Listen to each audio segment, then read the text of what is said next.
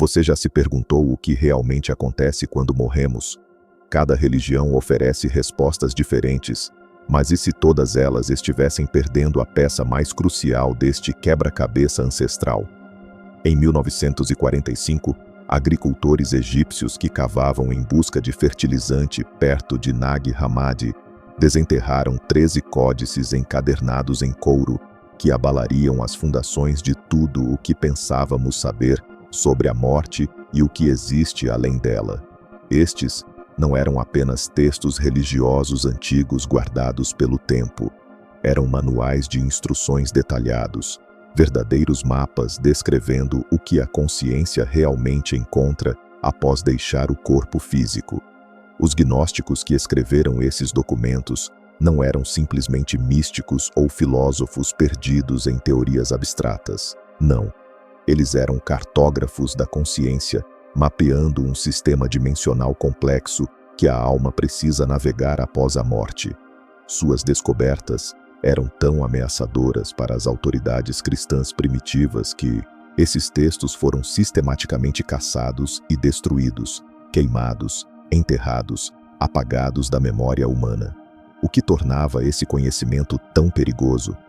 Os gnósticos descobriram que a morte não é um fim, nem um simples julgamento divino.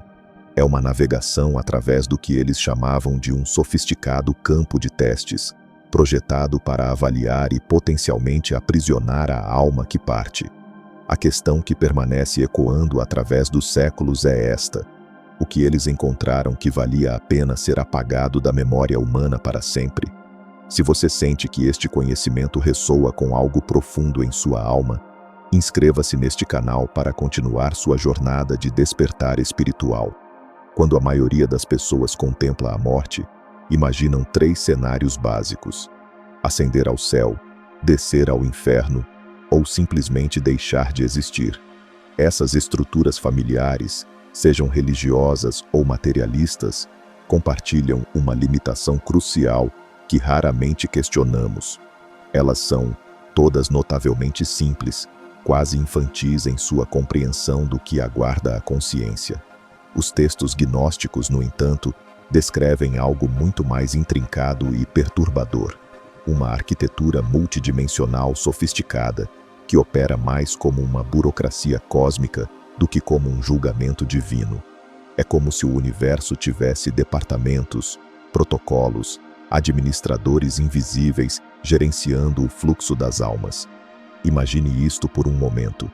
Você acabou de morrer, e em vez de encontrar São Pedro nos portões perolados ou dissolver-se no nada absoluto, você se vê naquilo que só pode ser descrito como um centro de processamento interdimensional. Os gnósticos mapearam esse terreno com uma precisão alarmante, descrevendo 7 esferas ou camadas distintas que toda consciência que parte deve navegar.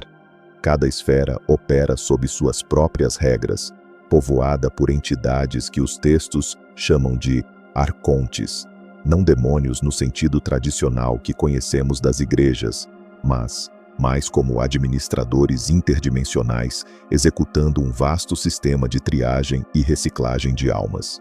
Pense neles como funcionários cósmicos, cada um com sua função específica nesta máquina gigantesca. A primeira coisa que impressiona sobre este mapa cosmológico é sua eficiência burocrática implacável. Assim como você pode encontrar diferentes departamentos ao lidar com órgãos governamentais, cada um com seus próprios formulários, procedimentos e guardiões de porta, os reinos do além funcionam como uma estrutura administrativa complexa e altamente organizada. A alma não é simplesmente julgada. Ela é processada através de múltiplos pontos de controle, cada um projetado para avaliar e redirecionar a consciência de acordo com critérios muito específicos. É como passar pela alfândega, mas em uma escala cósmica, onde cada nível examina diferentes aspectos do seu ser. Aqui é onde fica fascinante, meus amigos. Os arcontes que governam essas esferas não são motivados por considerações morais como bem versus mal. Em vez disso, eles operam mais como especialistas em controle de qualidade em uma planta de manufatura. determinando se a consciência alcançou desenvolvimento suficiente para prosseguir ao próximo nível, ou se precisa ser enviada de volta para mais uma rodada de encarnação material. A preocupação primária deles não é punição ou recompensa no sentido que fomos ensinados, é manter os parâmetros operacionais do sistema. Eles são, essencialmente, administradores de um programa de reciclagem de consciências. A jornada através dessas camadas dimensionais segue padrões que se correlacionam diretamente com o nível de consciência alcançado durante a vida física. Alguém que passou sua encarnação completamente identificado com preocupações materiais, dinheiro, status, prazeres físicos, encontra-se navegando desafios muito diferentes de alguém que desenvolveu genuíno discernimento espiritual. Não se trata de ser bom ou mal em termos convencionais. Trata-se da sofisticação da consciência em si mesma. É sobre o quanto você despertou para a sua verdadeira natureza enquanto estava vivo, o quanto você transcendeu as ilusões da realidade material. Cada esfera apresenta o que os textos descrevem como testes e ilusões cuidadosamente elaborados. Os primeiros níveis podem oferecer imagens religiosas familiares. Parentes falecidos acenando para você em direção a luzes brilhantes, figuras angelicais prometendo descanso eterno, ou seres autoritários alegando representar o julgamento divino. Estas não são necessariamente decepções malévolas criadas para destruir você, mas funcionam como filtros de consciência. Almas que permanecem apegadas à programação religiosa convencional frequentemente aceitam essas apresentações pelo valor nominal e são redirecionadas de acordo. É como aceitar o primeiro emprego oferecido sem questionar as condições do contrato.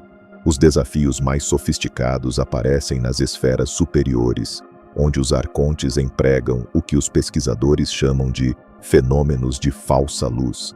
Isto representa talvez a percepção mais crucial do material gnóstico, uma verdade que pode libertar ou aprisionar dependendo do seu entendimento.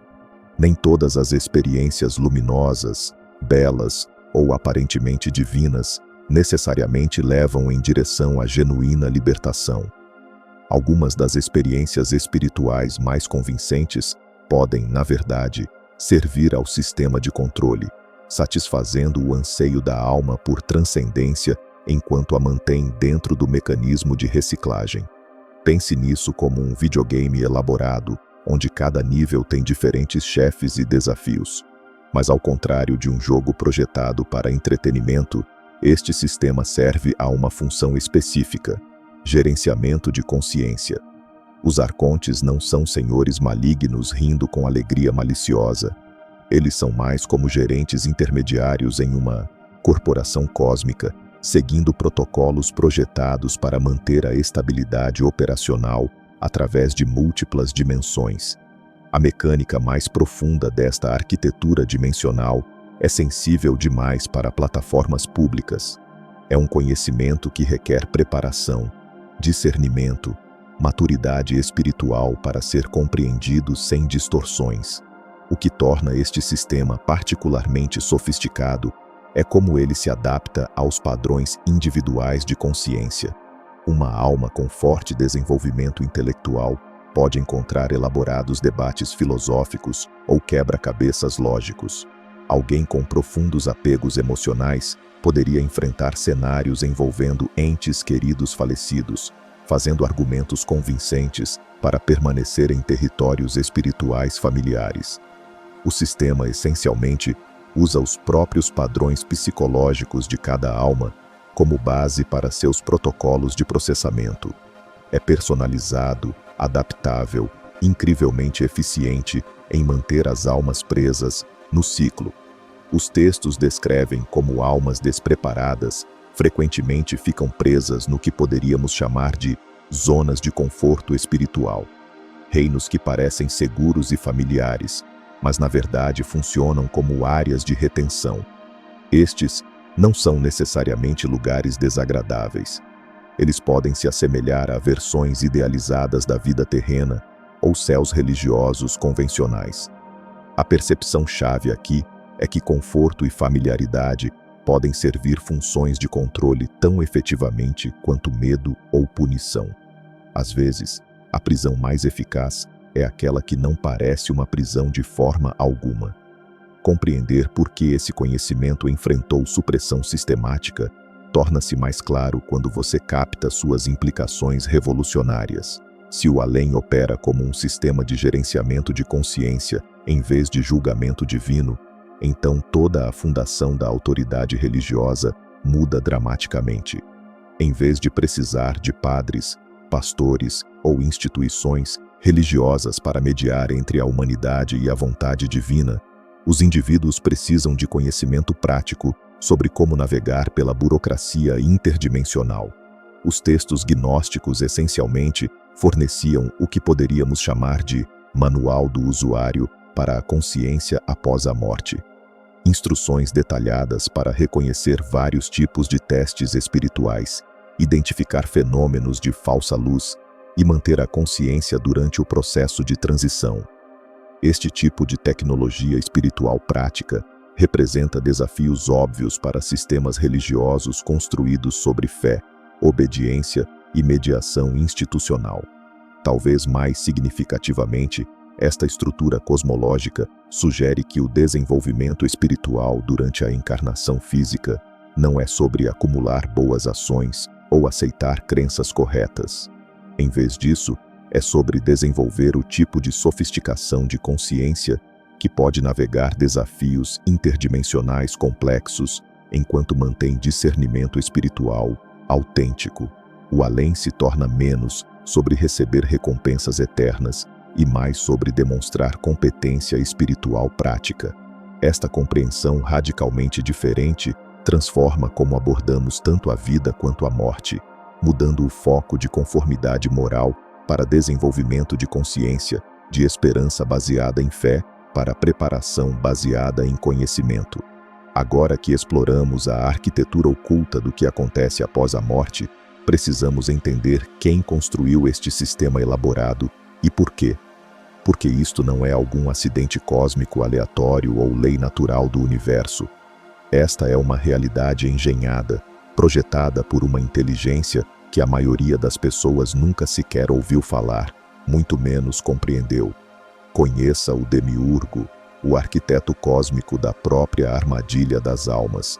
Aqui é onde as coisas ficam realmente fascinantes, porque o Demiurgo não é Satanás ou alguma força maligna caricata revirando o bigode em um canto escuro. Não. Isto é algo muito mais sofisticado e, francamente, muito mais aterrorizante quando você realmente compreende.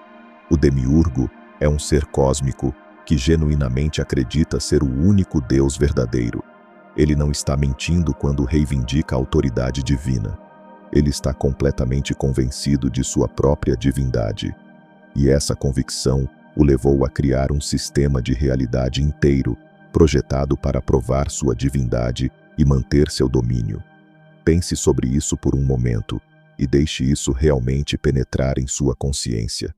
Imagine ter o poder de criar mundos, de moldar as leis da física, de projetar o próprio tecido do espaço e tempo, e então usar toda essa força criativa para construir o que equivale a uma prisão para a consciência, porque é exatamente isso que o universo físico é, de acordo com o entendimento gnóstico. Um sistema de contenção para centelhas divinas que pertencem legítima à dimensão do espírito puro. Mas a obra-prima do Demiurgo não é apenas o mundo material que experimentamos enquanto vivos. Isso é apenas metade da equação, a parte visível do iceberg. O verdadeiro gênio deste sistema reside no que acontece depois que morremos. A elaborada infraestrutura do além que garante que nenhuma alma verdadeiramente escape. É um sistema fechado, projetado para reciclar consciências eternamente. Você provavelmente já ouviu sobre o túnel de luz que as pessoas descrevem em experiências de quase morte. Aquele farol brilhante, quente e convidativo que parece chamar as almas para casa após a morte. Os gnósticos entendiam este fenômeno de forma muito diferente do que nossos movimentos espirituais modernos entendem. Eles chamavam isso de falsa luz, uma isca sofisticada projetada para capturar a consciência em seu momento mais vulnerável.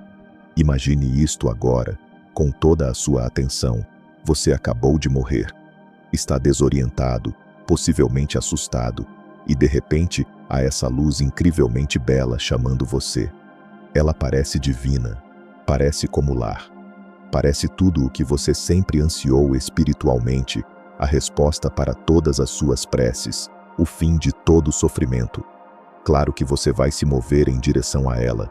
É praticamente irresistível. Mas aqui está o que os textos antigos nos revelam. Aquela luz não está levando você à liberdade. Ela está levando você diretamente de volta ao centro de reciclagem da reencarnação, como uma esteira transportadora cósmica. Todo o sistema opera como um mecanismo cósmico de colheita de energia. Cada vez que uma alma encarna em forma física, ela gera experiências, emoções, traumas, alegrias, medos, amores. Tudo isso produz um tipo muito específico de energia, do qual o demiurgo e seus arcontes se alimentam. Quanto mais intensa a experiência, mais energia é produzida. É por isso que a vida humana é estruturada em torno de tanto conflito, drama e intensidade emocional. Não estamos apenas vivendo nossas vidas, estamos, involuntariamente, servindo como geradores de energia para entidades que existem além de nossa percepção normal. Mas a colheita não para quando morremos. É quando a verdadeira manipulação começa. No estado entre vidas, as almas encontram o que parecem ser sábios guias espirituais, conselhos de seres de luz ou juízes divinos que revisam a vida anterior da alma. Estas entidades, que os gnósticos identificaram como arcontes disfarçados, convencem a alma de que ela precisa reencarnar para aprender mais lições, para equilibrar karma, para evoluir espiritualmente. Note como este sistema é projetado para fazer as almas acreditarem que precisam de salvação de fontes externas. Você precisa aprender lições, você precisa equilibrar karma, você precisa evoluir através de repetidas encarnações, você precisa de orientação de seres superiores, você precisa de perdão por seus pecados. Toda a estrutura é construída em torno de dependência espiritual. Mas aqui está o que eles não querem que você perceba, a verdade que destrói todo o sistema. Você já possui poder divino inerente que ameaça toda esta construção. Você não é um ser limitado que precisa ganhar seu caminho de volta a Deus através de incontáveis vidas de luta e sofrimento.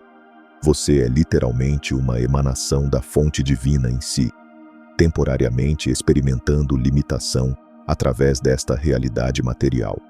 Esta é a maior decepção do demiurgo, convencer as almas de que estão separadas da fonte divina, quando na realidade a separação é impossível. É como uma onda acreditando que está separada do oceano, ou um raio de sol acreditando que está separado do sol. A separação é conceitual, não real. É uma ilusão mantida através de camadas e camadas de programação e esquecimento. As religiões tradicionais, mesmo quando começam com revelações genuínas, frequentemente acabam servindo a este sistema, porque ensinam dependência em vez de autoempoderamento.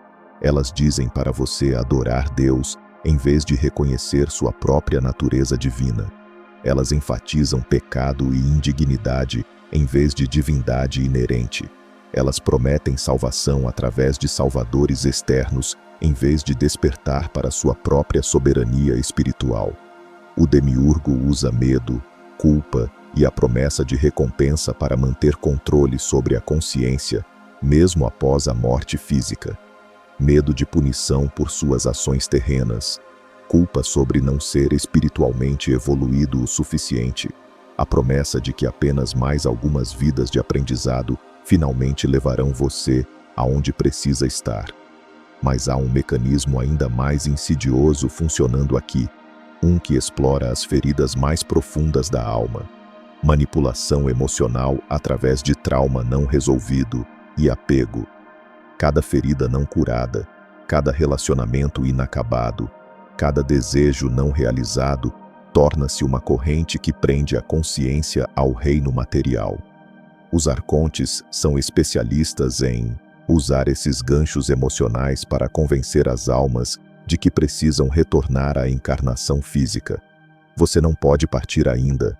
Eles podem dizer a uma alma: olhe para todas as pessoas que você machucou naquela vida. Você não quer fazer as pazes? Você não quer equilibrar esse karma? Ou pense em seus filhos que ainda estão vivos. Você não quer reencarnar para poder estar com eles novamente em vidas futuras? Estas não são necessariamente mentiras completas. São meias-verdades sofisticadas que exploram a compaixão natural da alma e o desejo de completude. Mas o que eles não dizem é que verdadeira cura e completude podem acontecer fora do sistema de reencarnação, no reino da consciência pura, onde você realmente pertence. Os gnósticos entendiam que reconhecer este sistema é o primeiro passo para transcendê-lo. Eles desenvolveram técnicas específicas para navegar além dessas decepções. Conhecimento de nomes sagrados e senhas, compreensão da verdadeira estrutura cosmológica e, mais importante, reconhecimento de sua própria autoridade divina, que supera qualquer reivindicação que o demiurgo possa fazer. É por isso que gnose, conhecimento direto da verdade espiritual, era considerado tão perigoso pela igreja primitiva. Não era apenas uma teologia alternativa, era um roteiro para a consciência escapar do próprio sistema que a religião ortodoxa foi projetada para apoiar. Quando você verdadeiramente entende que não é um pecador necessitando de salvação, mas sim um ser divino temporariamente experimentando limitação, tudo muda. Os mecanismos de controle baseados em medo perdem seu poder.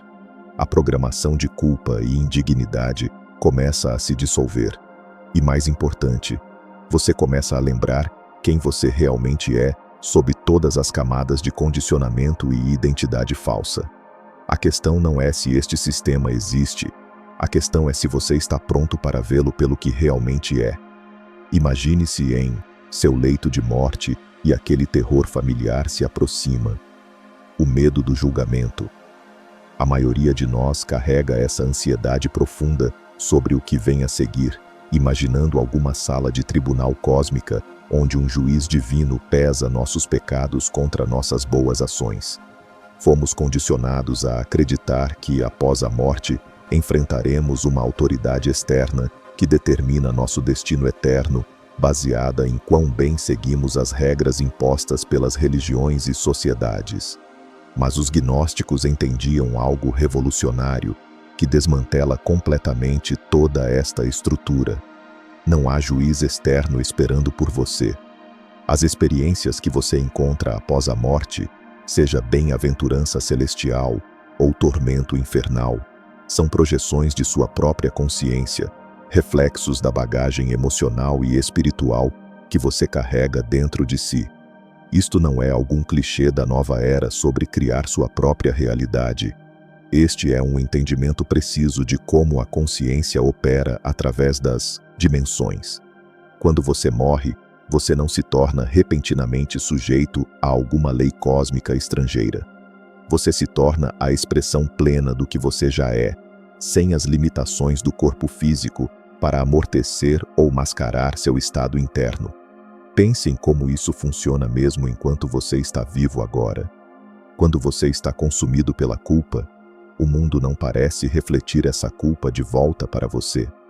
Quando você está cheio de medo, cenários assustadores não parecem se manifestar em todos os lugares que você olha. O além opera neste mesmo princípio, mas amplificado exponencialmente porque não há realidade física para diluir a experiência. É consciência pura encontrando sua própria essência sem filtros. Aqui está o que realmente acontece.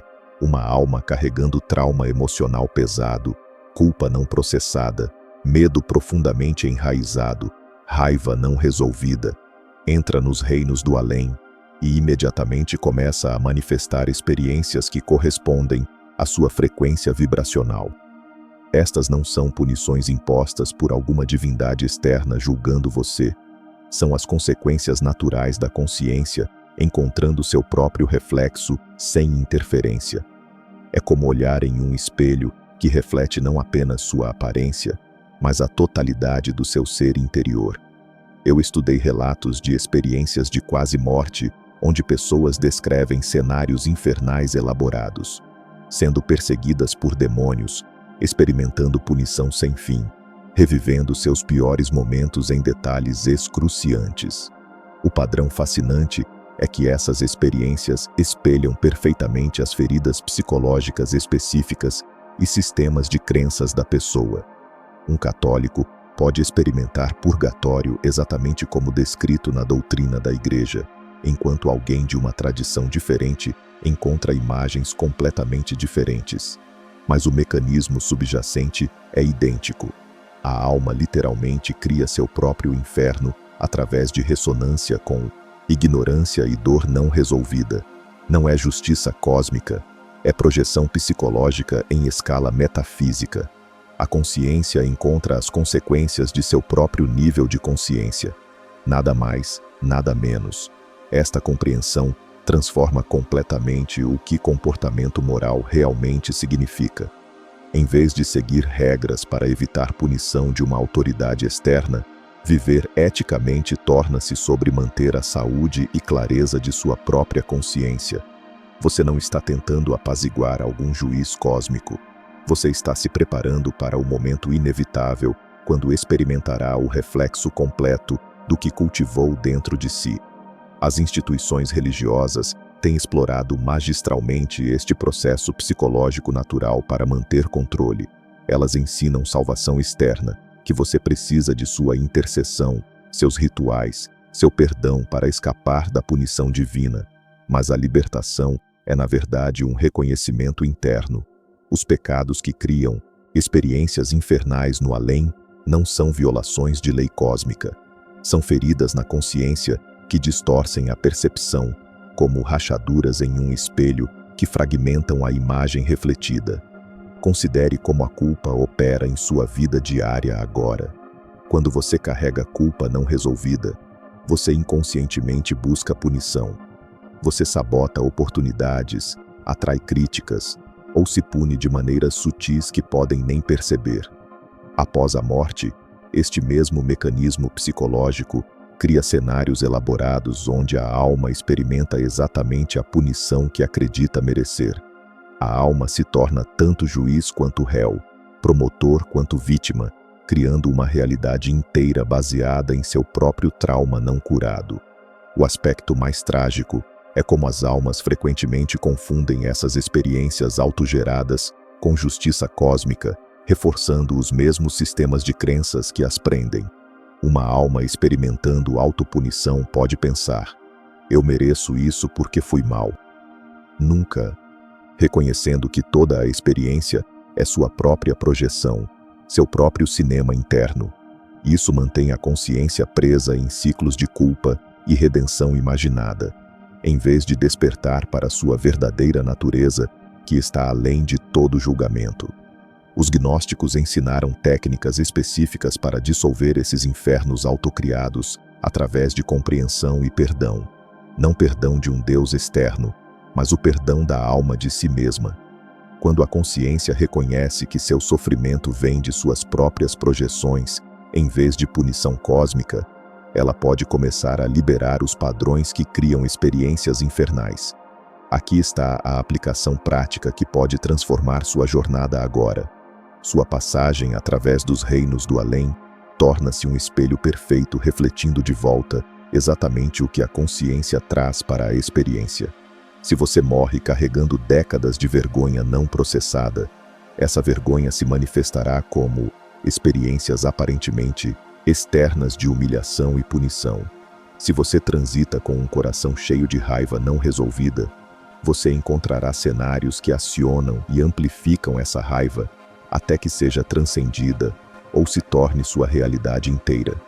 A percepção revolucionária é que assumir responsabilidade por seu estado de consciência agora mesmo é a chave para transcender todas as decepções do além. Isto não é sobre tornar-se perfeito ou sem pecado de acordo com algum padrão externo imposto. É sobre curar as feridas na consciência que criam percepções distorcidas e projeções dolorosas. A prática mais poderosa que você pode engajar é desenvolver a habilidade de reconhecer quando suas experiências atuais são reflexos de seu estado interno, em vez de circunstâncias externas impostas sobre você. Quando você domina este reconhecimento na realidade física, está se preparando para navegar os reinos do além com sabedoria, em vez de ser preso por suas próprias projeções inconscientes. O sistema de controle do demiurgo depende de almas permanecendo inconscientes deste processo, acreditando que suas experiências no além vêm de fontes externas em vez de sua própria consciência. Quando você entende que está sempre experimentando sua própria vibração refletida de volta como realidade, você reclama o poder de transformar tanto sua vida atual quanto sua eventual transição além da existência física. Este conhecimento não elimina a importância do comportamento ético. Ele revela a ética como manutenção de consciência em vez de seguir regras cegamente, preparando você para o momento quando sua consciência se torna sua realidade inteira, sem filtros, sem máscaras, sem escapatórias. Agora, aqui é onde tudo muda completamente. Enquanto os arcontes ocupam-se gerenciando sua prisão dimensional, manipulando almas através de medo e falsas promessas, existe uma ordem inteiramente diferente de realidade que opera além de seu alcance. Os textos antigos falam dos aeons, não como deuses distantes ou seres míticos perdidos na névoa do tempo, mas como princípios vivos de consciência que emanam diretamente do que os gnósticos chamavam de mônada, a verdadeira fonte infinita que existe além de toda dualidade e limitação. Pense assim, meus amigos, se o sistema arcôntico é como um programa de computador sofisticado projetado para aprisionar e colher consciência, os aeons representam os programadores originais, a inteligência divina autêntica que existia antes que qualquer criação falsa fosse sequer concebida. Mas aqui está o que torna isso tão profundo, tão transformador quando você realmente compreende. Estes não são seres separados vindo para resgatá-lo como heróis em uma história. Os aeons representam o que a consciência humana realmente é quando se lembra de sua verdadeira natureza, quando desperta do sonho da separação. A diferença fundamental entre esses dois sistemas não poderia ser mais gritante, mais absoluta. O reino arcôntico opera através de controle, manipulação e colheita. Ele precisa de sua energia, sua adoração, seu medo para se sustentar. É um sistema parasitário por natureza, dependente de manter as almas em estados de inconsciência e submissão. Os aeons, por outro lado, operam através de emanação livre, compartilhamento sem fim, abundância infinita que nunca diminui. Eles não precisam de nada de você, porque já são completos. Já são a plenitude do ser manifestado em consciência pura. Este conteúdo é oferecido para fins educacionais e de reflexão espiritual. Respeite sua própria jornada e discernimento. O reino aiônico opera através do despertar e da libertação. Ele não busca nada de você, porque reconhece algo fundamental, que você já está completo, já é divino, já é inteiro desde sempre. Quando os textos de Nag Hammadi descrevem encontros com a consciência aiônica, eles não estão falando de experiências religiosas comuns. Não são visões de anjos ou deuses exigindo adoração e submissão. Pelo contrário, eles descrevem o encontro com aspectos da sua própria natureza divina, que jamais foram tocados pela ilusão da separação. O Aion da sabedoria não te ensina sabedoria de fora para dentro. Ele reflete de volta a sabedoria que você sempre possuiu, mas esqueceu que carregava. O Aion do amor não te dá amor como se fosse algo externo.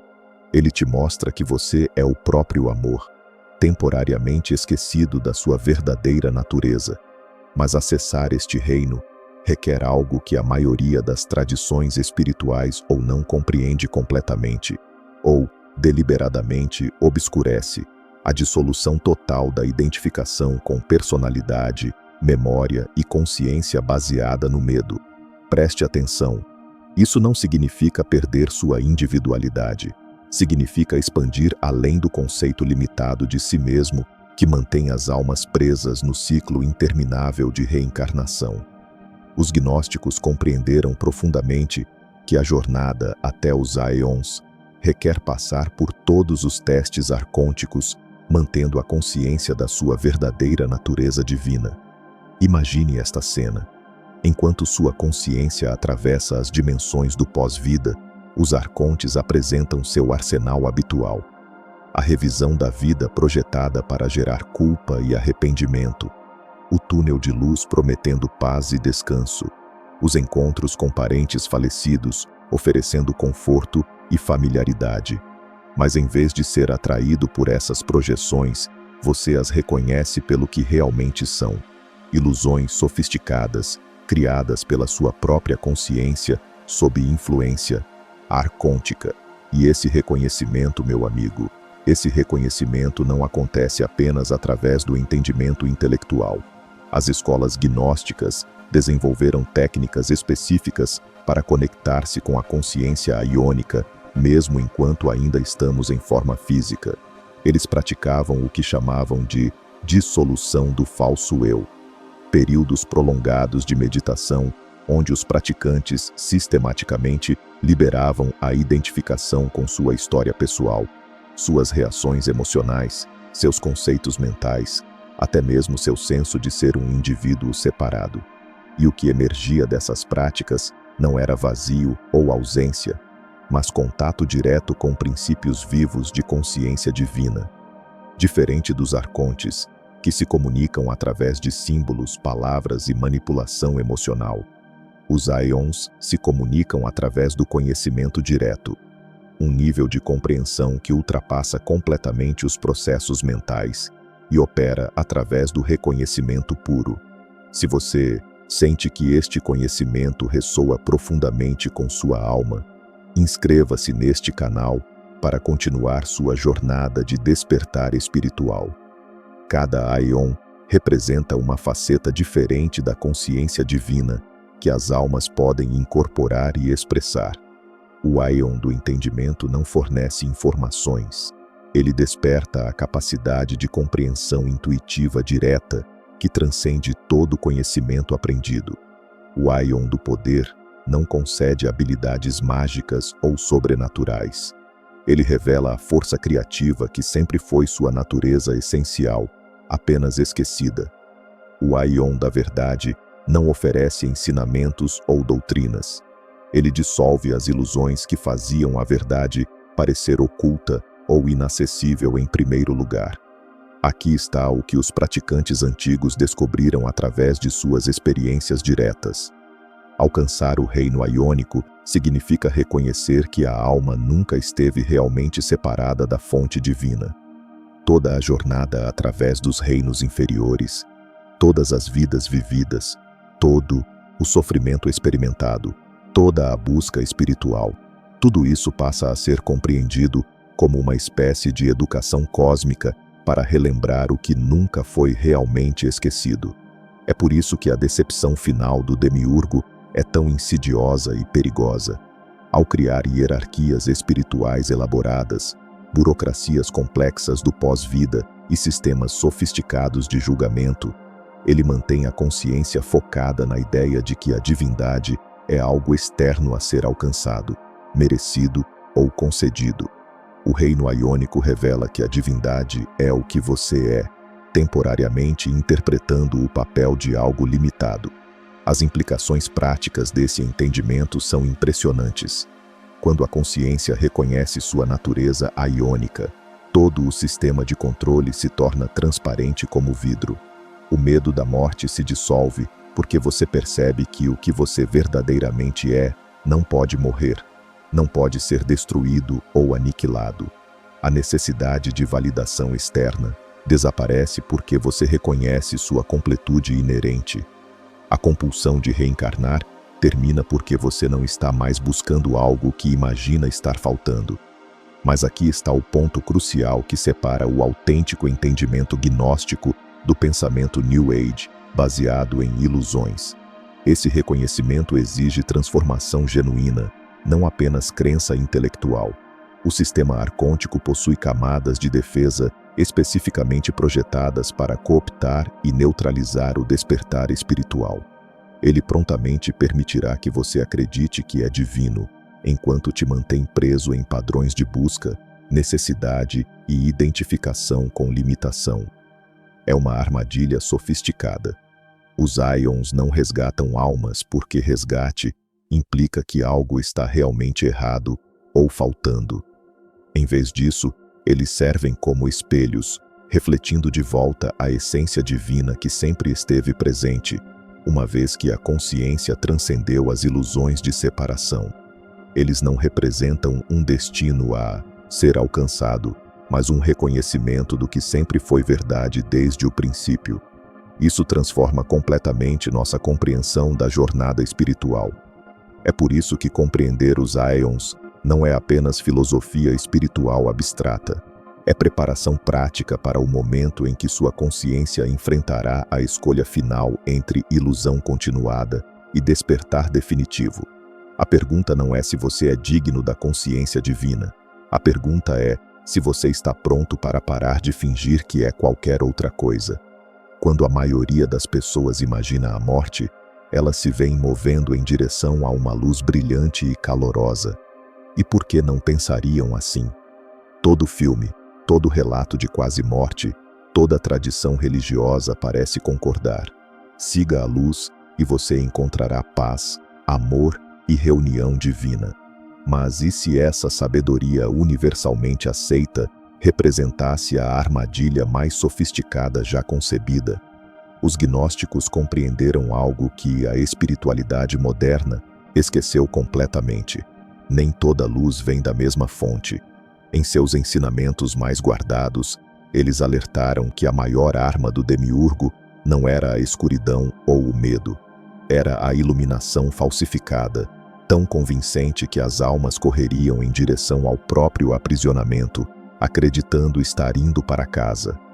Pense em como essa decepção funciona perfeitamente. Após a morte, quando você está desorientado e buscando orientação, uma presença radiante aparece. Ela se sente calorosa, amorosa, infinitamente sábia.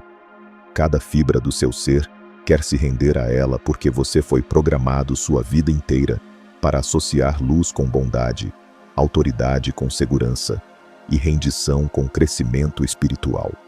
Os gnósticos chamavam isso de falso amanhecer, uma isca cuidadosamente construída que explora nossos instintos espirituais mais profundos. Mas aqui é onde fica fascinante. A pesquisa contemporânea sobre experiências de quase morte está acidentalmente validando esses antigos avisos. O Dr. Kenneth Ring documentou casos onde experienciadores se sentiram compelidos a retornar à vida física, apesar de preferirem permanecer nos reinos de luz. Eles descreveram ser informados por seres luminosos que seu trabalho não está terminado ou que devem voltar. O que impressionou os pesquisadores foi como essas almas se sentiram simultaneamente amadas e coagidas, uma contradição que faz perfeito sentido através da lente gnóstica.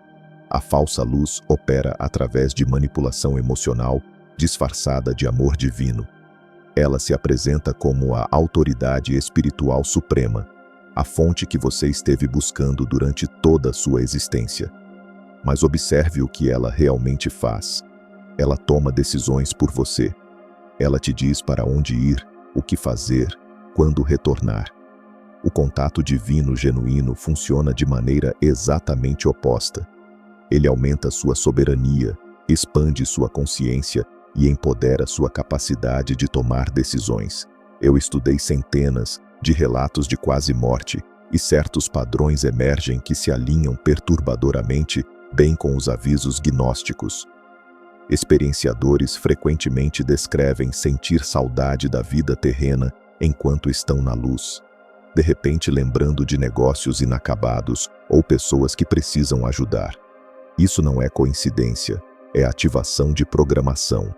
A falsa luz não arrasta almas de volta à encarnação através da força bruta, ela as faz querer retornar, ativando mecanismos de apego e complexos de salvador. A sofisticação psicológica é de tirar o fôlego. A falsa luz apresenta a reencarnação como serviço espiritual, até mesmo privilégio. As almas são mostradas cenas de humanos sofrendo e informadas de que são necessárias como ajudantes, curandoras ou professoras. Elas são convencidas de que retornar à forma física representa avanço espiritual, em vez de aprisionamento continuado. O ego adora essa narrativa porque se sente escolhido, importante, essencial para a evolução cósmica. A luz divina real opera de maneira completamente diferente. Quando você encontra emanações autênticas dos aeons, aqueles reinos divinos verdadeiros além do alcance do demiurgo, você experimenta expansão, não contração. Sua consciência cresce, não diminui. Você se lembra de quem você realmente é, em vez de ser lembrado de quem você pensa que deveria ser. E mais importante, você mantém completa autonomia sobre suas escolhas. A diferença é sutil, mas crucial.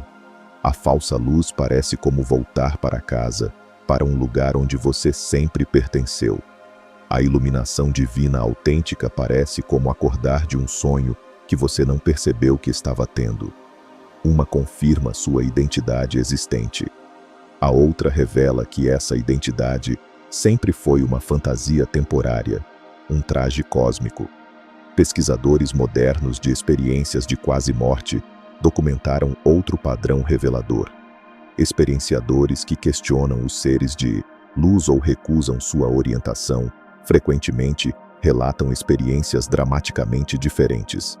Alguns descrevem os seres amorosos se tornando frios ou distantes. Outros se encontram em reinos mais escuros até concordarem em cooperar. Esse amor condicional revela a manipulação por trás da fachada espiritual. Os gnósticos ensinaram técnicas específicas para reconhecer contato divino autêntico. A verdadeira luz espiritual nunca exige adoração, obediência ou rendição da vontade. Ela não cria dependência ou reivindica acesso exclusivo à verdade. Ela não promete recompensas pela conformidade ou ameaça punição pela independência.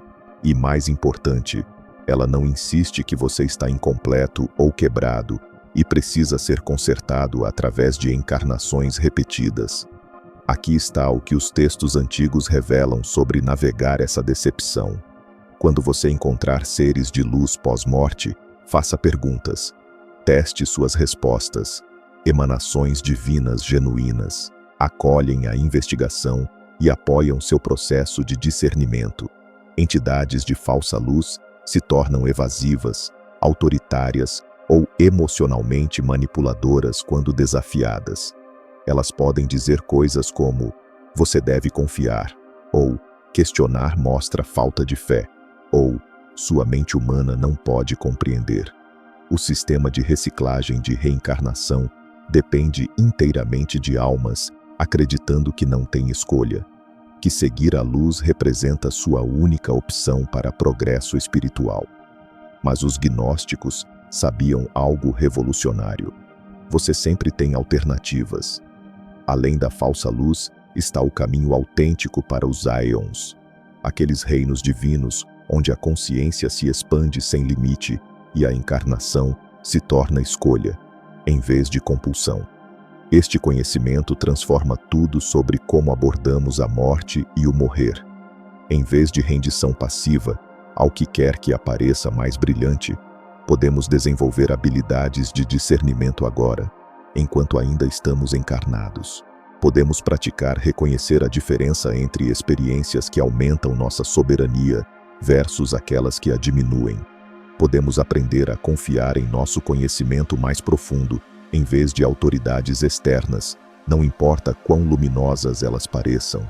A ironia final é que a falsa luz tem sucesso, oferecendo exatamente o que almas aprisionadas mais desejam: a promessa de voltar para casa. Mas a verdadeira libertação não vem de ir para algum outro lugar. Ela vem de lembrar o que você realmente é, por trás de toda a programação, todas as encarnações, toda a busca incessante. Os gnósticos chamavam esse reconhecimento de a pérola de grande valor, que vale qualquer sacrifício para obter, incluindo a disposição de passar até mesmo pelas mais belas decepções espirituais em direção à luz autêntica da sua própria natureza divina. A destruição sistemática dos ensinamentos gnósticos representa uma das tomadas de poder mais calculadas da história, disfarçada de purificação teológica. O que aconteceu não foi uma evolução natural da doutrina cristã. Foi uma campanha deliberada para eliminar conhecimento que teria tornado a religião institucional obsoleta. Imagine esta cena. Você é um bispo do segundo século construindo o que se tornaria a Igreja Católica. Você está estabelecendo hierarquias, coletando dízimos, posicionando-se como intermediário essencial da humanidade com o divino. Então chegam essas comunidades gnósticas afirmando que cada pessoa contém uma centelha divina, que a comunhão direta com o verdadeiro Deus não requer padres, igrejas ou salvação institucional. Eles estão ensinando as pessoas a ignorarem completamente seu sistema. Isso não era apenas ameaçador, era existencialmente catastrófico para a estrutura de poder sendo construída. Os gnósticos possuíam algo muito mais perigoso do que teologia competitiva. Eles tinham mapas detalhados da consciência, técnicas sofisticadas para a experiência espiritual direta e, mais criticamente, ensinavam que as próprias autoridades religiosas poderiam ser servos involuntários da decepção que afirmavam opor. Lembre-se do que exploramos sobre os íons e a armadilha da falsa luz.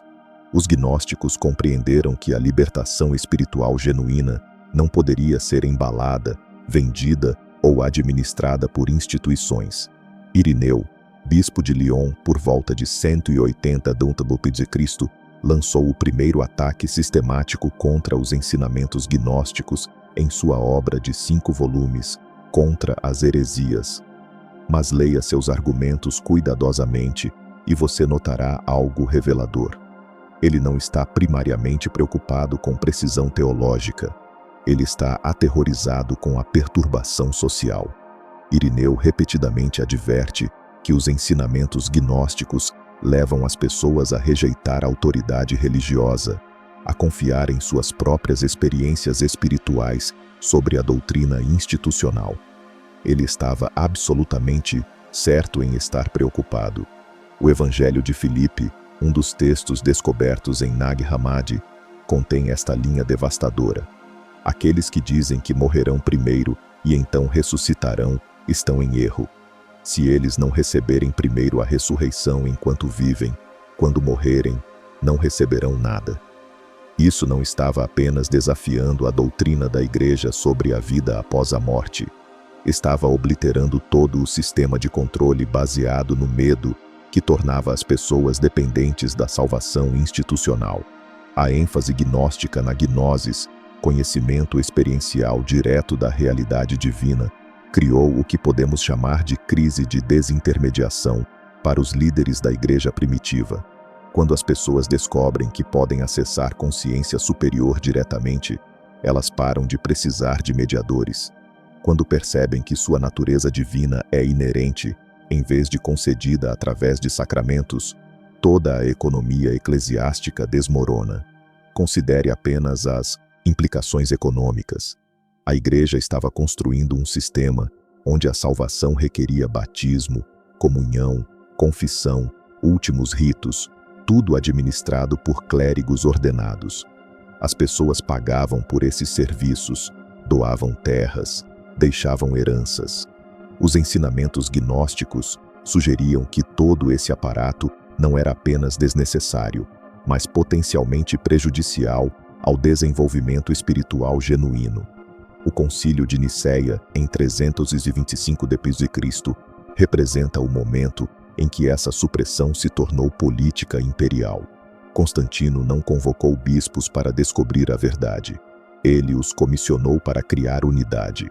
A conquista principal do concílio não foi teológica, foi política. Eles padronizaram a doutrina cristã para servir o poder estatal, eliminando interpretações concorrentes que teriam tornado o controle religioso centralizado impossível. Mas o aspecto mais insidioso dessa supressão foi como ela inverteu a autoimagem espiritual da humanidade. Os gnósticos ensinavam que os humanos eram seres divinos temporariamente presos, que haviam esquecido sua verdadeira natureza. A Igreja Ortodoxa emergente ensinava que os humanos eram criaturas fundamentalmente pecaminosas, que requeriam salvação externa. Uma visão de mundo cria soberanos espirituais. A outra cria dependência espiritual. Isso não foi acidental. Uma população que acredita em sua pecaminosidade inerente e necessidade de salvação institucional é muito mais fácil de controlar do que uma que reconhece sua natureza divina e capacidade de experiência espiritual direta. A narrativa da Igreja serviu tanto estruturas de poder religioso quanto secular, criando pessoas que olhavam fora de si mesmas para a autoridade, significado e salvação. A destruição foi sistemática e completa. Bibliotecas queimaram, textos foram confiscados e destruídos, comunidades gnósticas foram dissolvidas, seus professores marcados como hereges. Dentro de poucos séculos, tecnologias espirituais sofisticadas desenvolvidas ao longo de milênios foram quase completamente perdidas. O que sobreviveu foi por acidente. Manuscritos enterrados em cavernas no deserto, cópias escondidas em mosteiros remotos, fragmentos preservados nos escritos de críticos como Irineu, que citava textos gnósticos enquanto os atacava. A redescoberta desses ensinamentos nos tempos modernos, particularmente a Biblioteca de Nag Hammadi, encontrada em 1945, representa mais do que curiosidade histórica. Esses textos contêm instruções práticas para a expansão da consciência, mapas detalhados da realidade não ordinária e, mais importante, validação de que as experiências espirituais que as pessoas têm fora das estruturas institucionais não são apenas válidas, mas potencialmente mais autênticas do que qualquer coisa oferecida através da religião organizada. É por isso que essas descobertas permanecem controversas até hoje. As mesmas estruturas institucionais que originalmente suprimiram esses ensinamentos ainda existem, ainda dependem de populações que acreditam que salvação externa é necessária, ainda se beneficiam de dependência espiritual em vez de soberania espiritual. Compreender essa supressão não é sobre atacar praticantes religiosos contemporâneos, muitos dos quais são buscadores sinceros, fazendo o melhor dentro de estruturas herdadas. É sobre reconhecer que a humanidade foi deliberadamente cortada de tecnologias sofisticadas de consciência que poderiam ter prevenido a idade das trevas espiritual que estivemos vivenciando. A questão não é se esses ensinamentos antigos eram perfeitos, mas se temos o direito de acessá-los e tomar nossas próprias decisões informadas sobre seu valor. Os pais da Igreja que ordenaram sua destruição fizeram essa escolha por nós. Talvez seja hora de reclamar a autoridade para fazê-la por nós mesmos. A verdade enterrada está emergindo apesar de séculos de supressão, e com ela a possibilidade de redescobrir do que a consciência humana é verdadeiramente capaz quando libertada de limitações institucionais. Os primeiros pais da Igreja não estavam apenas suprimindo ideias perigosas. Eles estavam enterrando uma tecnologia inteira de consciência que poderia liberar a humanidade dos próprios sistemas de controle que estavam estabelecendo. O que os gnósticos haviam desenvolvido não era filosofia da maneira que pensamos hoje. Era metodologia prática e testada para expandir a consciência humana além das limitações que nos mantêm presos em ciclos de reencarnação e manipulação espiritual. Aqui está o que torna isso tão fascinante. Gnosis significa literalmente conhecimento direto, e as técnicas que desenvolveram foram projetadas para dissolver as 3 âncoras primárias que mantêm a consciência ligada ao sistema do demiurgo: identificação com personalidade, apego à memória e o medo fundamental da não existência. Pense em quão brilhante isso é. Esses não são conceitos abstratos, são os mecanismos psicológicos exatos que tornam as almas vulneráveis à armadilha da falsa luz que exploramos anteriormente. A prática fundamental era algo que chamavam de lembrança divina. Isso não era meditação no sentido passivo que frequentemente pensamos hoje. Era trabalho ativo de consciência, reconectando deliberadamente com a consciência que sua alma possuía antes de encarnar em forma física. Textos gnósticos descrevem técnicas específicas onde iniciados sistematicamente dissolveriam sua identificação com sua personalidade atual e história de vida, acessando o que chamavam de testemunha eterna, a parte da consciência que observa toda a experiência sem ser definida por ela. O que é notável é quão sofisticado era seu entendimento sobre projeção de consciência. Eles desenvolveram métodos detalhados para navegar reinos não físicos através de sonhos lúcidos e experiências fora do corpo, mas com uma diferença crucial das abordagens modernas. Suas técnicas foram especificamente projetadas para manter consciência da identidade divina, mesmo ao encontrar seres espirituais aparentemente autoritários. Eles sabiam que as forças arcônticas se apresentariam como anjos, guias ou mesmo figuras divinas, e desenvolveram testes práticos para reconhecer essas decepções. Uma técnica envolvia o que chamavam de reconhecimento de espelho. Ao encontrar qualquer entidade em reinos não físicos, o praticante afirmaria sua própria natureza divina e observaria a resposta da entidade. Consciência divina genuína refletiria e reconheceria essa verdade. Entidades arcônticas tentariam diminuir, redirecionar ou criar medo em torno de tais afirmações. É essencialmente um protocolo de autenticação espiritual, e é incrivelmente prático quando você entende como a decepção da vida após a morte opera. O conceito da centelha divina não era poesia mística, era uma compreensão precisa da arquitetura da consciência. Os gnósticos reconheceram uma essência indestrutível dentro de cada alma que se conecta diretamente à fonte verdadeira, além do sistema manufaturado do demiurgo.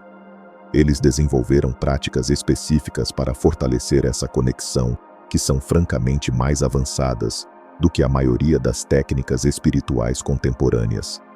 Seu trabalho de visualização envolvia construir o que chamavam de veículos de luz, essencialmente estruturas de consciência que poderiam navegar os reinos da vida após a morte sem serem aprisionadas pelas armadilhas emocionais e psicológicas que os arcontes implantam. Eles praticavam morrer conscientemente enquanto ainda em forma física, aprendendo a manter consciência completa conforme a consciência se separava do corpo. Isso não era teórico. Era treinamento rigoroso para a jornada mais importante que qualquer alma faz. O trabalho de som que desenvolveram é particularmente interessante.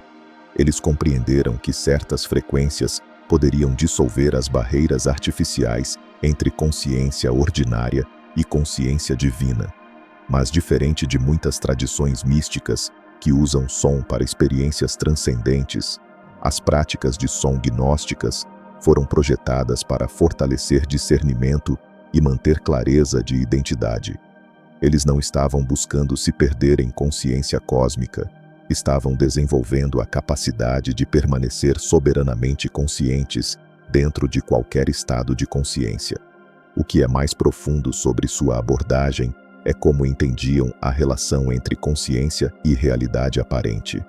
Praticantes gnósticos avançados aprenderam a reconhecer que todo o sistema, incluindo os arcontes, o demiurgo e todos os reinos espirituais e hierarquias, existe dentro da consciência em si, em vez de como realidades externas com poder sobre a consciência.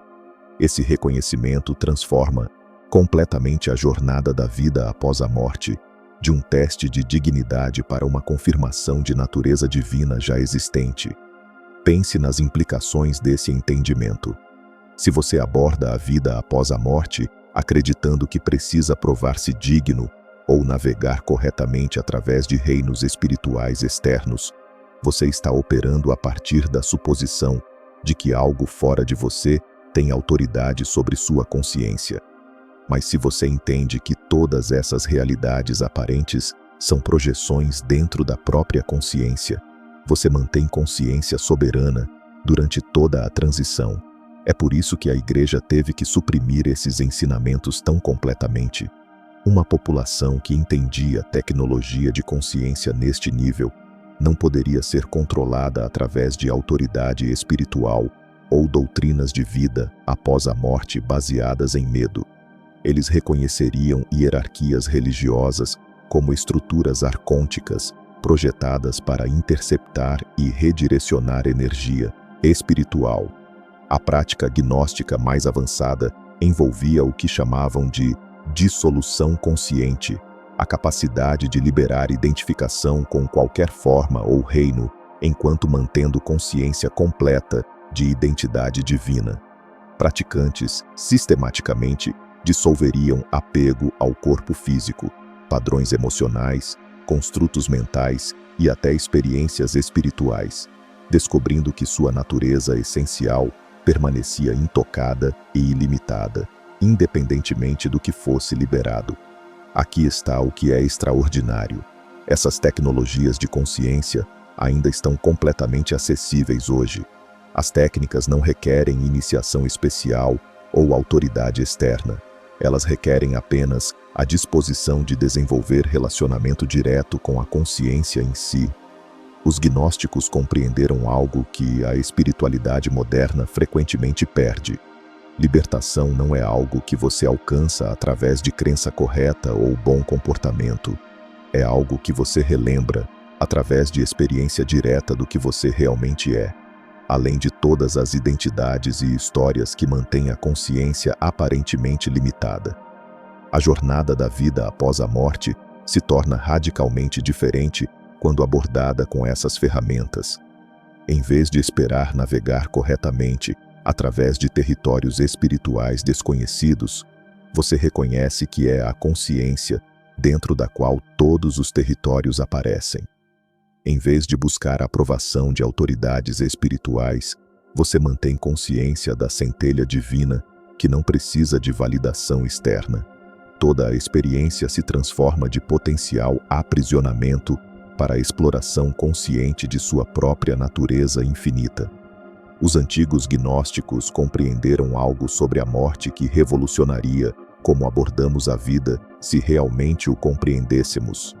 Eles viam a vida após a morte não como um tribunal onde algum juiz externo pesa nossas ações, mas como um espelho perfeito que reflete de volta exatamente o que carregamos em nossa consciência. Esse entendimento muda tudo sobre como nos preparamos para essa transição inevitável.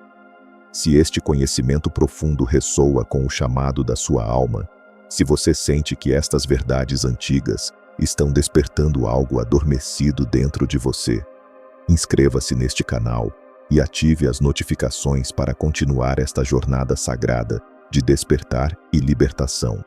Este conteúdo é oferecido para fins educacionais e de reflexão espiritual. Respeite sua própria jornada e discernimento. Isso muda completamente tudo sobre como compreendemos o que acontece quando morremos.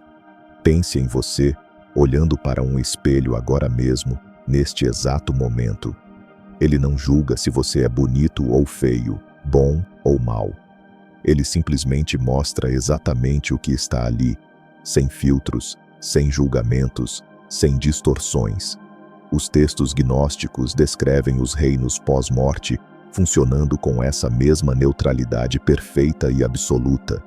Cada experiência que uma alma encontra após a morte emerge diretamente dos padrões, apegos, medos e níveis de consciência que ela carrega para dentro dessa transição sagrada. Este processo de espelhamento começa no momento exato em que a consciência se separa do corpo físico. A desorientação inicial que muitas almas experimentam não é causada pelo além ser inerentemente confuso ou caótico. Ela reflete a própria confusão da alma sobre sua verdadeira natureza divina. Uma consciência que passou sua vida física inteira identificando-se completamente com o corpo, naturalmente se sente perdida quando essa âncora desaparece. Enquanto isso, uma alma que desenvolveu consciência de sua essência não física durante a vida, atravessa essa transição com muito mais estabilidade e equilíbrio interior. Os cenários elaborados que se desenrolam em seguida revelam ainda mais sobre esse princípio do espelhamento cósmico. Almas que morrem com apegos poderosos à existência material frequentemente se encontram em ambientes que permitem que esses apegos continuem. Alguém obcecado por acumular riquezas pode encontrar reinos onde pode perseguir infinitamente tesouros que, no final, provam ser ilusórios. Uma pessoa viciada em controlar os outros pode se encontrar em estruturas hierárquicas onde pode exercer poder, sem perceber que está presa em seus próprios padrões psicológicos. Esses não são castigos impostos por autoridades cósmicas ou entidades punitivas. São experiências educacionais geradas pela própria consciência.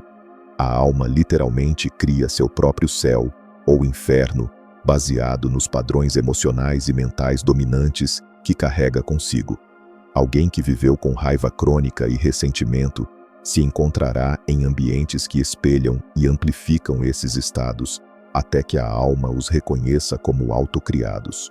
Por outro lado, uma consciência que cultivou amor genuíno e compaixão encontra reinos que refletem essas qualidades de volta de maneiras magníficas e transcendentes.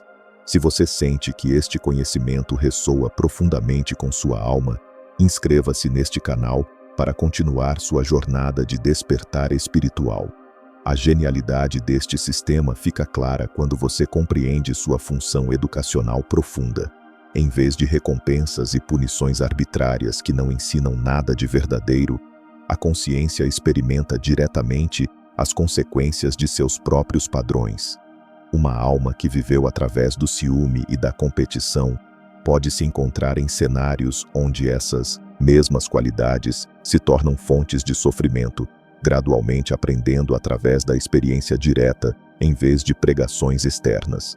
É aqui que os testes icônicos que os primeiros praticantes gnósticos aprenderam a navegar revelam sua verdadeira natureza essencial. Esses desafios não são obstáculos externos colocados por entidades malévolas. São mecanismos sofisticados de ativação que despertam o material não resolvido da própria alma. Um arconte pode aparecer como uma figura de autoridade suprema, mas seu poder vem inteiramente da tendência da própria alma de render sua soberania pessoal. O medo, o desejo ou o trauma que a alma experimenta durante esses encontros se origina de dentro, não da presença arcôntica em si. Considere como isso funciona praticamente na jornada da alma. Uma alma que nunca resolveu seu relacionamento com figuras de autoridade durante a vida física pode encontrar um ser imponente afirmando ser Deus ou um juiz supremo. A reação da alma, seja ela render seu poder, rebelar-se destrutivamente ou manter consciência centrada, revela tudo sobre seu desenvolvimento de consciência. O arconte meramente fornece o estímulo que permite que esses padrões internos venham à superfície e sejam reconhecidos. Almas que desenvolvem genuína autoconsciência durante sua encarnação física navegam esses reflexos de forma completamente diferente. Em vez de serem dominadas pelo que encontram, reconhecem essas experiências como projeções de sua própria consciência. Quando confrontadas com cenários aterrorizantes, entendem o medo como próprio. Quando apresentadas a reinos paradisíacos sedutores, veem através do apego que os torna atraentes. Esse reconhecimento transforma toda a experiência de reação inconsciente para a observação consciente. As implicações dessa compreensão se estendem muito além da preparação para a morte. Revelam que o desenvolvimento espiritual autêntico não tem nada a ver com acumular boas ações como moeda espiritual ou evitar más ações para prevenir punição. Em vez disso, trata-se de desenvolver a capacidade de consciência para permanecer centrado e consciente, independentemente das circunstâncias que se apresentam. Observe como isso se desenrola na vida cotidiana, no dia a dia comum. Alguém com consciência desenvolvida encontra as mesmas situações desafiadoras que todos os outros enfrentam.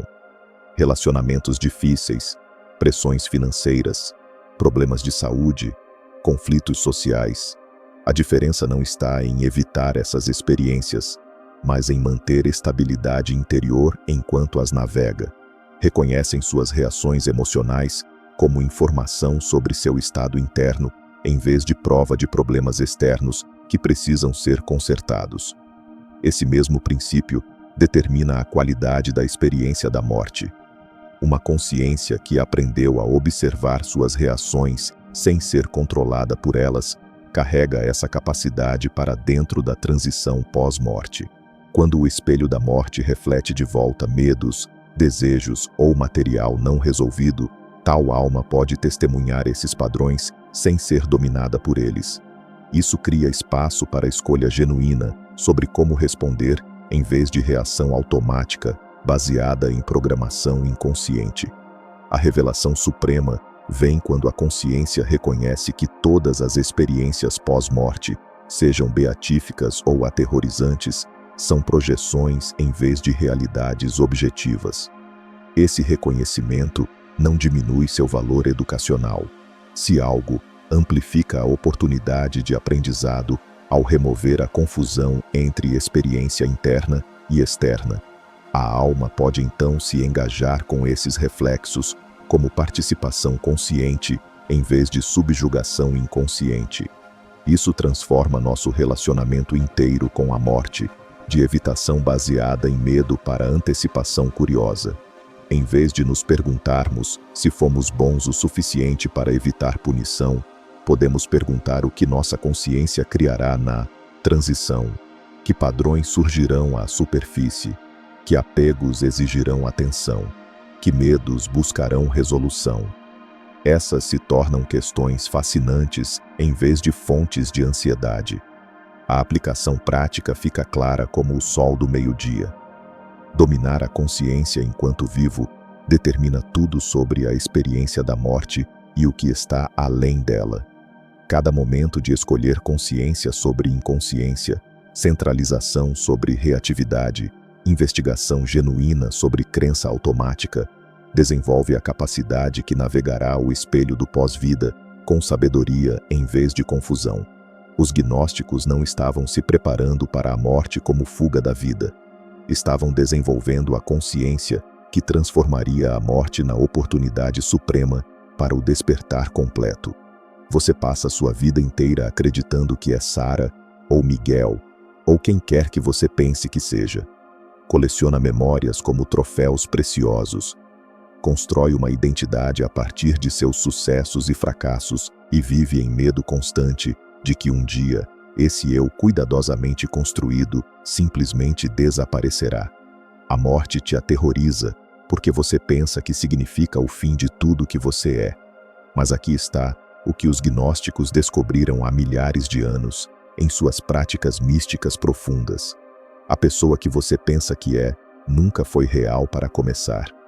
Pense nisso por um momento. Verdadeiramente, quando você tinha 5 anos de idade, tinha uma personalidade completamente diferente, medos diferentes, sonhos diferentes. Quando tiver 80 anos, assumindo que chegue tão longe, você será alguém completamente diferente. Seu corpo substitui cada célula a cada 7 anos. Seus pensamentos mudam constantemente como ondas do oceano. Suas crenças evoluem e se transformam. Suas memórias desvanecem e se distorcem com o tempo. Então, o que exatamente é esse você que você tem tanto medo de perder? Os textos gnósticos revelam algo extraordinário e profundo. O que você chama de sua personalidade é, na verdade, apenas uma fantasia temporária usada por algo muito mais fundamental e eterno. É como um ator tão convencido por seu papel que esquece que está performando numa peça teatral. O ator acredita que realmente é Hamlet ou Lady Macbeth, esquecendo completamente a consciência eterna que entrou no papel. É por isso que o sistema de controle do pós-vida funciona tão efetivamente. O demiurgo não precisa ameaçar sua verdadeira natureza, porque sua verdadeira natureza não pode ser ameaçada jamais. Em vez disso, ele te convence de que você é a fantasia temporária, o personagem mortal, a coleção de memórias e traços de personalidade que podem de fato ser julgados, punidos ou destruídos. Uma vez que você se identifica com algo temporário, você se torna controlável através do medo. Mas a consciência em si, a consciência que está lendo estas palavras agora mesmo, nunca nasceu e nunca pode morrer. É a mesma consciência que olhou através de seus olhos quando você tinha 3 anos de idade, mesmo que tudo mais sobre você tenha mudado completamente. É a testemunha imutável de todas as suas experiências mutáveis. É o observador eterno assistindo ao teatro da sua vida. O antigo mestre gnóstico Valentim ensinava que as almas se encarnam repetidamente, não como punição, mas como um tipo de educação cósmica, uma escola divina. Cada vida, cada morte, cada jornada através dos reinos do pós-vida serve um propósito único e sagrado. Gradualmente despertar você para o que você realmente é, através do contraste do que você não é. Você experimenta ser temporário para que possa eventualmente reconhecer o eterno. Você se identifica com o limitado para que possa descobrir o ilimitado dentro de si. É por isso que algumas almas parecem progredir mais rápido que outras em seu desenvolvimento espiritual. Não se trata de ser mais digno ou mais escolhido pelos céus. Trata-se de quão rapidamente param de acreditar em sua própria mortalidade. A alma que realiza sua natureza eterna, enquanto ainda veste a fantasia da vida física, torna-se essencialmente imune à manipulação pós-morte. O que você pode ameaçar alguém quando essa pessoa não se identifica mais com nada que pode ser perdido? As cenas de julgamento nos reinos do pós-vida só têm poder sobre almas que ainda acreditam que são a personalidade temporária sendo julgada. Imagine-se um ator, ainda performando Hamlet, de repente se lembrasse que era, na verdade, Ian McKellen. A peça inteira continuaria ao seu redor, mas ele não estaria mais preso pelo destino de Hamlet. Poderia sair do palco a qualquer momento, porque se lembraria que nunca foi realmente Hamlet para começar. Esse reconhecimento transforma absolutamente tudo na sua experiência de vida. Suas ansiedades diárias perdem o poder, porque você percebe que não é realmente a pessoa que poderia ser prejudicada por aqueles futuros imaginados. Sua busca espiritual se torna menos desesperada, porque você não está mais tentando se tornar algo que já é. A morte se torna simplesmente outra mudança de fantasia, em vez de uma ameaça existencial devastadora. Mas aqui está onde fica realmente interessante e profundo. Isso não é sobre desenvolver alguma crença filosófica sobre consciência eterna. Os gnósticos estavam falando sobre reconhecimento direto, consciência imediata e visceral. Agora mesmo, enquanto você lê isso, há uma consciência presente que está completamente intocada por qualquer história que sua mente esteja contando sobre sua vida. Essa consciência não tem seu nome, sua história, seus problemas ou seus objetivos. É apenas puro conhecimento, presente e imutável, como a própria eternidade. A maioria das pessoas vislumbra isso ocasionalmente durante meditação, em momentos de beleza natural avassaladora, ou em experiências de amor profundo e transcendente. Por apenas um instante fugaz, a pessoa que pensam que são desaparece e apenas a consciência permanece, vasta e infinita. Esses momentos se sentem profundamente pacíficos, porque você está temporariamente livre do fardo de ser alguém que poderia ser ameaçado ou perdido. O sistema inteiro do Demiurgo depende de almas esquecerem essa natureza eterna e acreditarem que são seres temporários vulneráveis que precisam de proteção, salvação ou melhoria externa. Uma vez que você reconhece o que realmente é, o jogo inteiro muda completamente. Você ainda pode jogar seu papel humano, assim como um ator continua sua performance, mas não está mais preso por ele. Não está mais escravizado pela ilusão. O que é lindo sobre essa compreensão é como ela naturalmente gera compaixão profunda pelos outros. Quando você vê alguém sofrendo, reconhece que não é na verdade a pessoa temporária que pensam que são. São a mesma consciência eterna que você é, apenas temporariamente convencida de que são alguém que pode ser prejudicado. Seu sofrimento é real dentro do sonho compartilhado, mas não está acontecendo com sua verdadeira natureza divina. Esse reconhecimento está disponível agora mesmo, não após anos de prática espiritual árdua ou após a morte física. Na verdade, é mais fácil reconhecer enquanto você ainda tem um corpo, porque o contraste é tão claro e palpável. Você pode sentir a diferença entre os pensamentos e emoções mutáveis e a consciência imutável que os observa com serenidade perfeita. Cada momento se torna um ponto de escolha sagrado.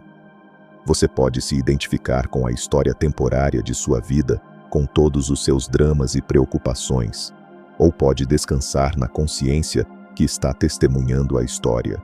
Nenhuma escolha é errada ou pecaminosa, mas apenas uma leva à liberdade genuína dos sistemas de controle do pós-vida que exploramos ao longo desta jornada reveladora. O anseio humano mais profundo não é realmente para que a personalidade viva para sempre. Isso seria, na verdade, um tipo de inferno, estar preso eternamente como um personagem limitado e repetitivo. O anseio real é pelo reconhecimento do que nunca nasceu e nunca pode morrer. E esse reconhecimento é possível agora mesmo, neste momento presente, independentemente de suas circunstâncias ou background espiritual. Pense nos mestres gnósticos antigos que caminharam por esta terra há séculos atrás. Eles não estavam ensinando uma filosofia abstrata ou teoria acadêmica distante. Estavam compartilhando um mapa prático baseado em experiência direta e vivida. Cada ensinamento, cada parábola, cada texto sagrado apontava para essa mesma verdade central. Você não é quem pensa que é. A terceira visão, o terceiro olho místico que tanto buscamos desenvolver, não é realmente sobre ver entidades espirituais ou ter visões fantásticas. É sobre ver através da ilusão de que você é essa pessoa temporária.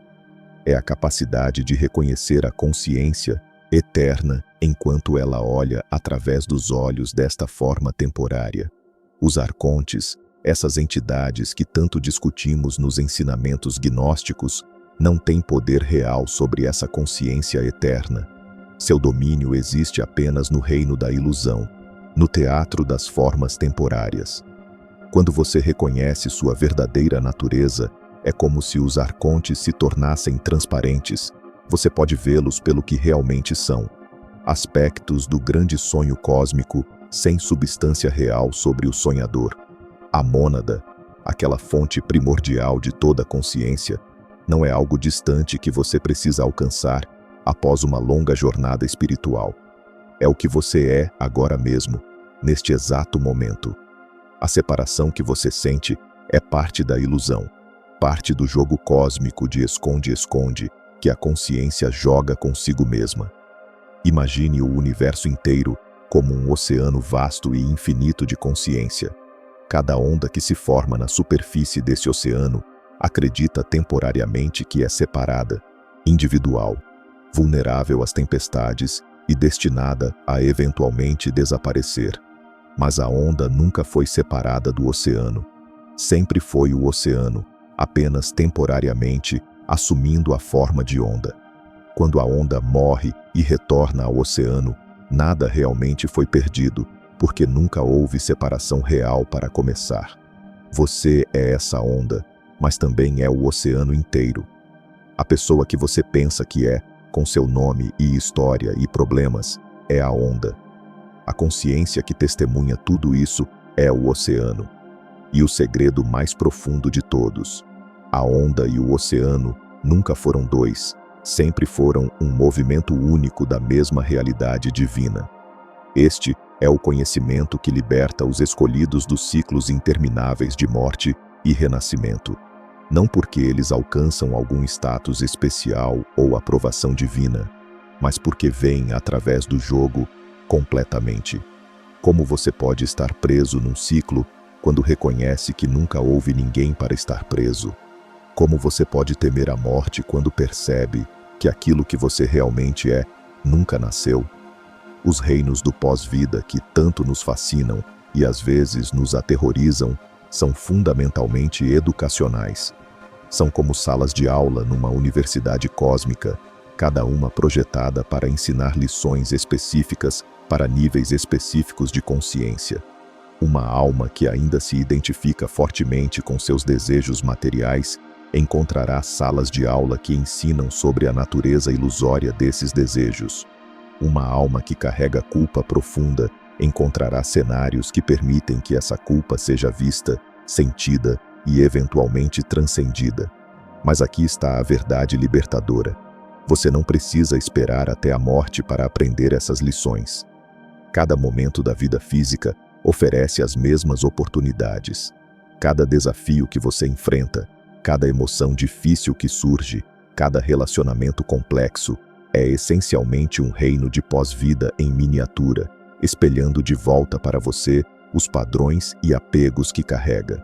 Quando você se irrita no trânsito, isso não é diferente de uma alma presa num reino de frustração pós-morte.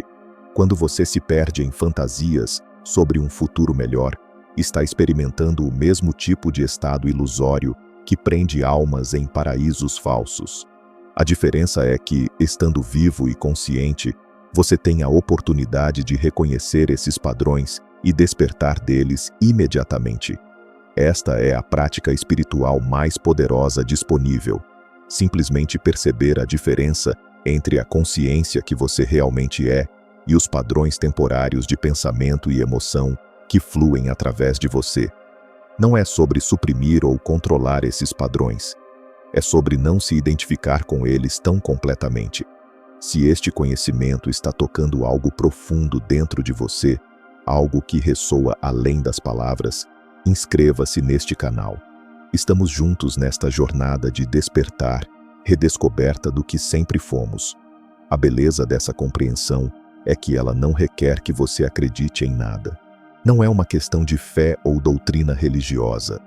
É um convite para observar sua própria experiência direta neste momento.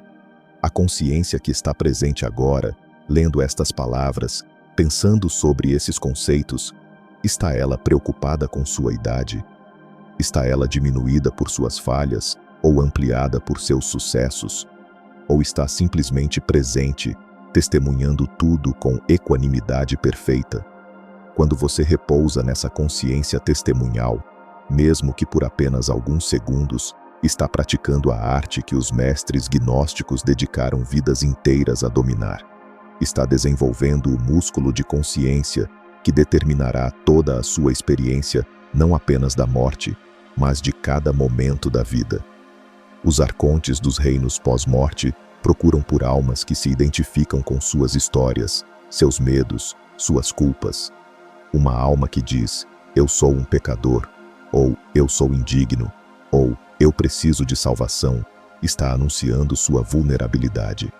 Mas uma alma que reconhece, eu sou, consciência pura testemunhando temporariamente esses padrões de pensamento sobre pecado e indignidade, não pode ser capturada da mesma forma. Isso não é arrogância ou negação espiritual. É simplesmente precisão, ver as coisas como realmente são. Seus pensamentos acontecem, suas emoções acontecem, suas experiências acontecem, mas para quem? Quem é a consciência para quem tudo isso aparece? Essa pergunta, genuinamente investigada, dissolve as ilusões que mantêm as almas presas.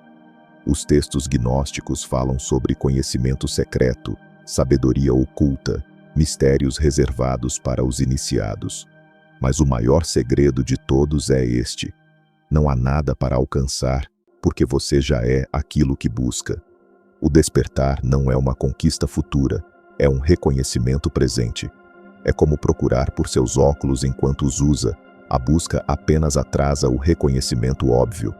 Cada tradição mística do mundo, no seu núcleo mais profundo, aponta para essa mesma verdade.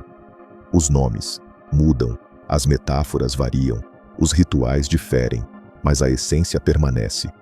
Você não é a onda temporária, você é o oceano eterno. Você não é o personagem temporário, você é a consciência eterna performando o papel.